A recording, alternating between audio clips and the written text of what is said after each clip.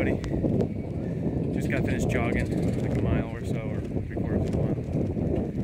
I'm back with another inspirational video about positivity. I understand if this is not your type of video, if you want to skip to tomorrow, or the next day, that's fine too. Sometimes I'm just riding here, I'm jogging, and I get this feeling of, what is it? A feeling, it's this. A feeling of the gears are turning in my head. A lot of times I'm trying to think of a positive message to put out there, because along with this being sort of adventure vlogs and going out and doing stuff, I like to, put a positive message out there. And today's message is about positivity. And you're like, well, what the hell is that? Well, give me a second and I'll explain it to you. I used to be one of those cynical people that enjoys loud noises. Time 2 hours 10 minutes. Are you done now?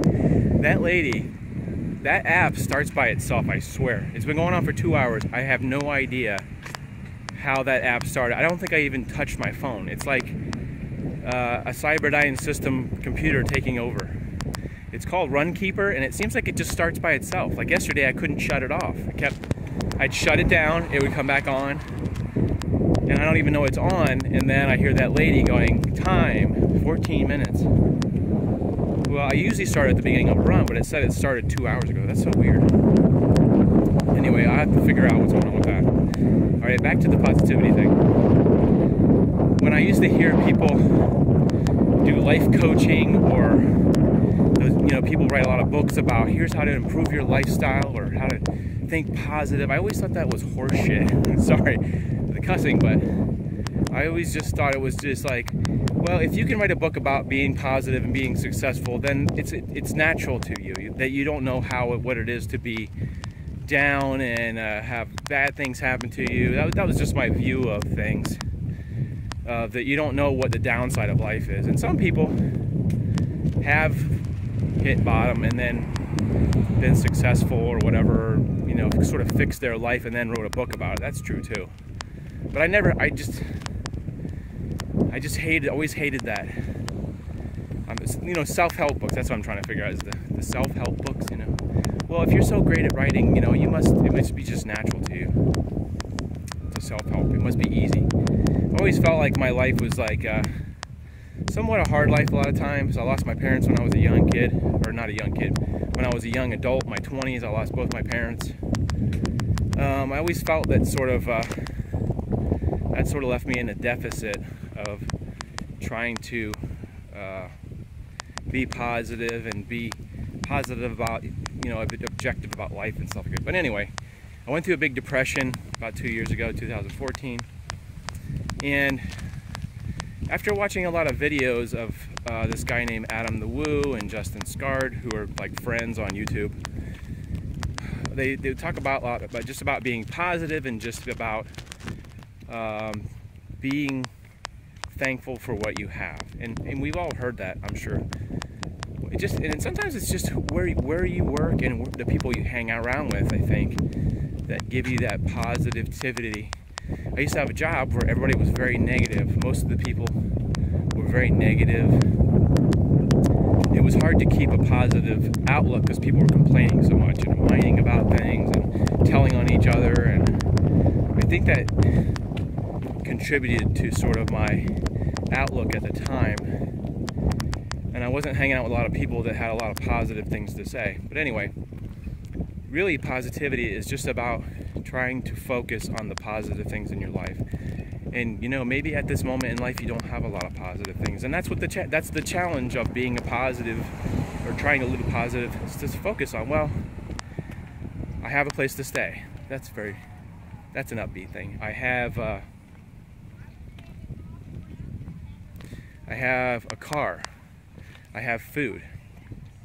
One of the things that has helped me is in the early 2000s, I took a couple trips to a third world country.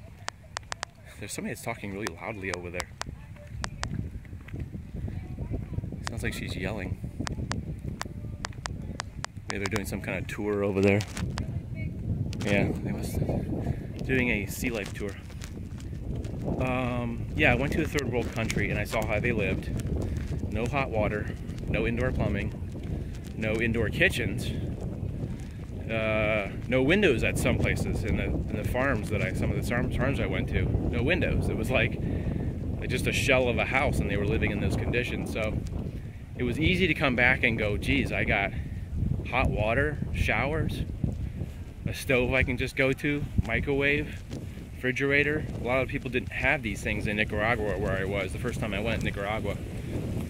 And so in a way, that made me very thankful to be able to have a house and a car and a refrigerator and food, plenty of food. And all right, so that's sort of the origins, or that's sort of the mindset. Is if you've ever been to a poor area of town, I mean, just think that if you're not in the poor section of town, or if you're not struggling the strugglings of the lowest people, that's something to be thankful for. Really, you have to get into the mindset of thinking, you know, maybe I drive a Toyota Corolla. It's not the nicest car, but it's a car and it works. And it's so easy to get caught up in, well, you know, my car broke down, or I don't have enough money for this, I can't go to that because I don't have enough money. It's easy to get caught up in that trap.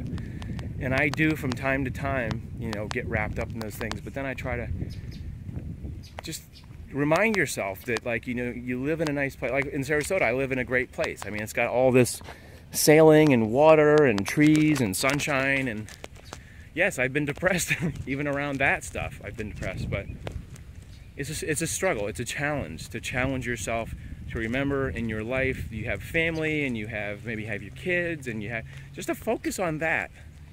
It's really that's as simple as I can make it. Focus on those positive things. Try to, you know, everybody has the negative stuff, and I'm not saying ignore the negative stuff. I'm just saying some kind of sailing we got going on there, I think. So that's as best as I could explain it. Try to find one thing today that you're thankful for. Focus on that. Try to move yourself in that thing. Think, yeah, I am a pretty lucky person. I have this. I have that. I can do this. That's it. That's all I can think of today. We'll see you in the next vlog. Sorry if this wasn't as fun as the other vlogs, but every once in a while I feel this need to sort of just find something positive to talk about. It sort of helps me personally to talk about something positive like that. We'll see you guys in the next vlog. I hope this sort of helped a little bit. Leave a comment. Let me know what you think. You think I'm full of crap, or you think that makes sense? Give me some feedback. We'll see you guys later.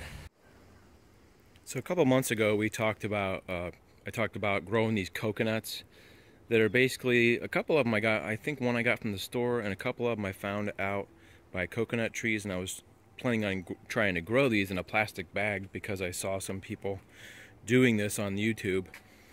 You can kind of see this, dang it, son. This coconut has like a little white root growing out of the top, is where it's supposed to be growing out of. Here, you can see a little bit better here. It's like a little nub. It almost looks like a pencil eraser. It's funny, huh?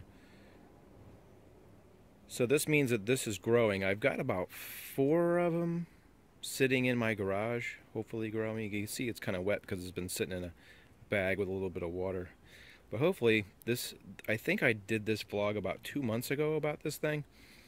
And hopefully it's going to keep growing and the root will grow out, and at some point I can plant this and grow a coconut tree, which is something I've been working at for quite a while. It's very tricky, I guess, to grow coconuts. You'd think it would be easy, but it's not really that easy.